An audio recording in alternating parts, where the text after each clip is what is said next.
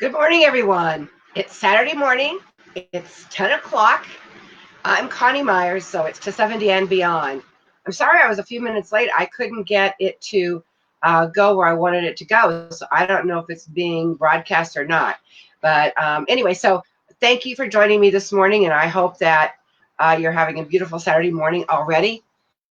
I want to talk a little bit about. I had an amazing week this week. So, as you all know, I've been working on my class now, my disaster course, for several weeks, and it's been such a gift to be able to have this time to be able to really dive into it and get it all done. I'm happy to report that I have one last course to edit the video for, and the books, workbooks, and things are just about completed. So I'm just about there. I'm so grateful. I should finish it today, as a matter of fact. But I wanted to talk because I've had an incredible gift that has been given me. Um, when I first started the writing of this course, it was just me, myself, and I.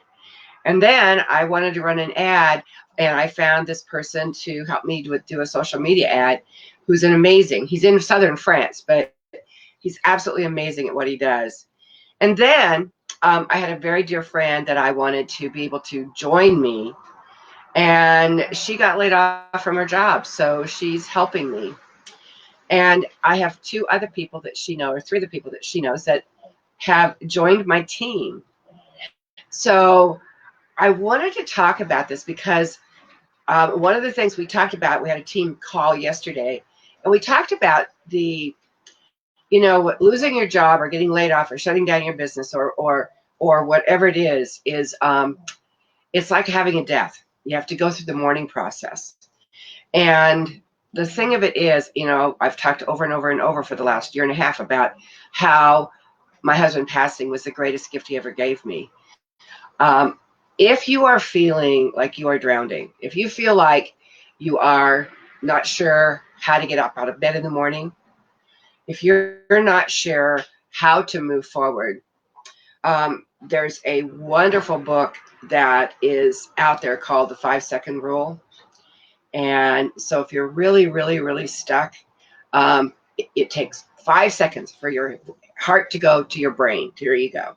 And so you have to, whatever it is you're going to do, whether it's exercise, whether it's starting a new business, whether it is getting back to your old business, whether it's getting out there because now you have to do a new kind of marketing. What does that look like? All of that is critically important to being able to move forward. You see, I tell everybody, and this is part of our conversation on this team call, when something like this happens, it's not a failure. It's not a there. It's designed for a purpose. There's a purpose why whatever is going on in your life is happening right now. And if it's something like you've gotten laid off, or something that your business, you don't know that you're going to be able to start it back up again, or the business is way down, it's a course correction. It's not a failure. And when I was talking, all three of these four people have gotten laid off from their jobs, and we were talking about the process, what it feels like, and it's hard to. One of them had a phone call with their old cohorts at her old job, and they're all still working there. And she was talking about, well, maybe I wasn't a good manager. Maybe I was. She started making it about her, not about the situation. And she was making it that there was a problem. No, it's a course correction. That's all it is. And it's all about resilient mindset. So resilience means you come back bigger and better than you were before. That is exactly what we all have to do right now. Things are opening up. What we thought about the things that have happened while we've been in quarantine. What are the gifts? Find those gifts and step into those gifts. Another person was expressing that he wasn't sure quite where to go or what to do. You start with where you are, with what you have right now, and you take that first step, whatever that looks like. And you start because you have a vision. So if you've not done so yet, take a few minutes this weekend and pick out a time frame, a year from now, 2 years from now, 6 months from now, whatever it is. And what do you want your life to look like? What do you want it to look like? I promise you, if you do this exercise, it will change how you're thinking. It'll change your mindset. and it'll help you to move forward in a direction that you're supposed to be doing. So look at your relationships. A year from now, what do you want those relationships to look like? Maybe there's new relationships. Maybe there's relationships you're getting rid of. Whatever it is, what do those new relationships look like? What does your health look like? The video that I'm playing this after this, I think is probably pretty pertinent to what we've been doing while we've been in quarantine, like something like eating and maybe clothes are a little snug. So what does your health look like now that you're coming out of this? And what's next for you? What's your career or your creative expression look like? And it's a year from now or 2 years from now. I want you to see it. I want you to feel it. I want you to know that it's happening. And then what is the one step you can take today with what you have and where you are to move you forward to that vision? You're going to step into that vision. And then you're going to sensorize it. What does it feel like, taste like, look like, sound like? All these senses, and step into it that way. And I promise you what'll happen is you will say, this is where I need to go. And maybe there's been opportunities that have shown up during this time frame.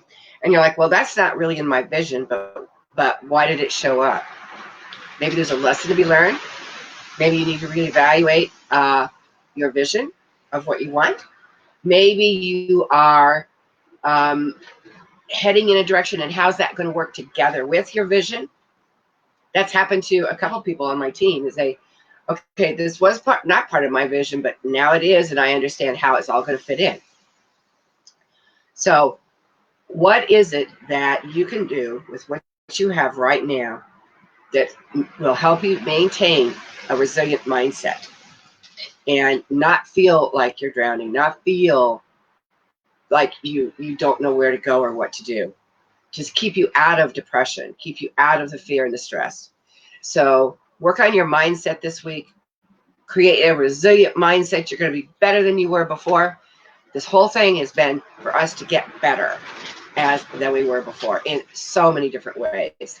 So I'm going to leave you this week with, I posted it on my Facebook pages earlier, but I'm going to leave you with this because it's so appropriate. I'll be back on the other side.